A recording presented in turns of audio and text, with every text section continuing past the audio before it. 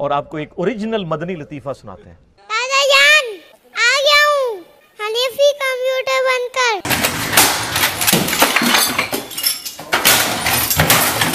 ماشاءاللہ، مرحبا۔ کیسے آپ؟ کہ آپ واقعی سچے حنفی ہو۔ آپ کا نام؟ سمجھ آیا کرو میں کدھر نہ لا رہا۔ ہاں سیدہ طالبن۔ اسید رضا اتاری بن عبید رضا اتاری۔ کہو سبحان اللہ۔ آپ کی عمر کتنی ہے؟ تقریباً 5 سال۔ ماشاءاللہ۔ حضرت سیدنا امام اعظم ابو حنیفہ رحمت اللہ تعالی علیہ کی ولادت کہاں ہوئی؟ عراق کے مشہور شہر کوفے میں ہوئی۔ حضرت سیدنا امام اعظم ابو حنیفہ کا اصل نام کیا ہے؟ نعمان۔ ماشاءاللہ۔ آپ کے والد صاحب کا نام؟ ثابت۔ آپ کی کنیت کیا ہے؟ ابو حنیفہ۔ ہمیں نبیوں والا دین چاہیے، بابوں والا دین نہیں، کتابوں والا دین۔ آپ نے مسلسل کتنے سال روزے رکھے؟ مسلسل 30 سال۔ جھوٹ بولو اور بولو، بولتے جاؤ، اسی لپیٹتے جاؤں گے تواڈی اینڈ جیڑی نے گچھی انہوں آگ لا دیں گے قرآن و سنت کے دلائل سامنے رکھ کے۔ امام اعظم رمضان مبارک میں کتنے قرآن کریم ختم فرماتے تھے؟ 61۔ تو سنیں میرے بھائیوں، پہلی مثال آپ نے اکثر بزرگوں کے بارے میں سنا ہے کہ جی روزانہ ایک قرآن پڑھتے تھے۔ کوئی آگے جاتا ہے وہ کہتا ہے جی رات کو کھڑے ہوتے تھے ایک ٹانگ پہ ایک قرآن پڑھتے تھے، دوسری ٹانگ پہ کھڑے ہو کے دوسرا قرآن۔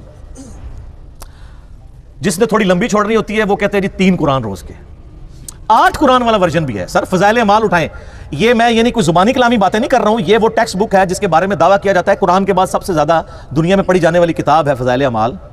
میں تبلیغی جماعت سے بڑی محبت کرتا ہوں، آپ کو پتہ ہے، جہاں پہ علمی اختلاف ہے میں ضرور ریکارڈ کراؤں گا۔ مولانا طارق جمیل صاحب حفظہ اللہ تعالیٰ کے سامنے بھی سارا مقدمہ رکھا ہے، اور آپ کو پتہ ہے تبدیلی تو آئی ہے نا، پھر کلپ دیکھا ہے آپ نے، تبدیلی آ گئی ہے، وہ بھی مانتے ہیں، لیکن ان بیچاروں کا جتنا زور چلتا ہے اتنی بات کر سکتے ہیں۔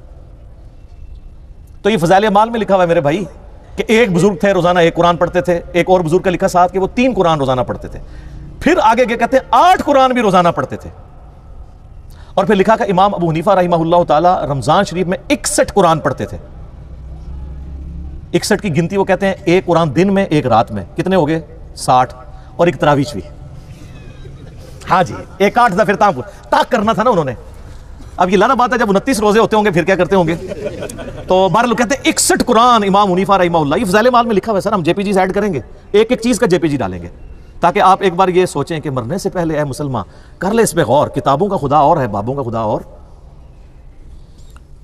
یہ بابوں کا تعارف ہے قرآن کے حوالے سے، اور ایک کتابوں کا تعارف ہے۔ سر جامعہ ترمذی میں حدیث موجود ہے، اللہ کے محبوب صلی اللہ علیہ وآلہ وسلم نے فرمایا جس شخص نے 3 دن سے کم میں قرآن کمپلیٹ کیا، مکمل کیا، اس نے قرآن کے فہم میں سے کچھ بھی حاصل نہیں کیا۔ یہ ان کو کہہ رہے ہیں جن کو عربی آتی تھی، تو آنو عربی آندھی بھی کوئی نہیں۔ جن کو عربی آتی ہے ان کو کہا جا رہا ہے 3 دن سے کم میں قرآن مکمل کیا تو فہم اس کا حاصل ہی نہ کیا۔ تو یہ جو 8 قرآن روزانہ کر رہے ہیں یہ کس سنت پہ عمل کر رہے ہیں؟ اپنی وشفل تھنکنگز میں سرگرداں ہیں۔ جب امام اعظم نے آخری بار حج کی سعادت حاصل کی اور بیت اللہ شریف میں داخل ہو کر 2 رکعت میں پورا قرآن کریم ختم کیا تو بیت اللہ شریف کے کونے سے کیا آواز آئی؟ تم نے اچھی طرح ہمارے معرفت یعنی پہچان حاصل کی۔ ماشاءاللہ۔ کہانیاں بنائی ہوئی ہیں، بناؤ جتنی مرضی بناؤ، جھوٹ بولو اور بولو، یہ وہی ہے، بولتے جاؤ۔ جب امام اعظم رحمت عالم صلی اللہ تعالی علیہ وآلہ وسلم کے روضہ انور پر حاضر ہوئے اور سلام عرض کیا، السلام علیکہ یا سید المرسلین، بتائیے روضہ پاک سے کیا جواب آیا؟ وعلیکم السلام یا امام المسلمین۔ انہی لوگوں کے بارے میں قرآن میں آیا نا سورۃ البقرہ میں، وَمِنَ النَّاسِ، اور لوگوں میں سے ایسے بھی ہیں، مَن يَتَّخِذُ مِن دُونِ اللَّهِ أَنْدَادًا، کہ جنہوں نے اللہ کے سوا اور ہستیاں اللہ کے مد مقابل کھڑی کر لی ہیں، ند بنا لی ہیں اللہ کی۔ يُحِبُّونَهُمْ كَحُبِّ اللَّهِ، وہ ان سے ایسی محبت کرتے ہیں کہ جو محبت اللہ سے کرنی چاہیے.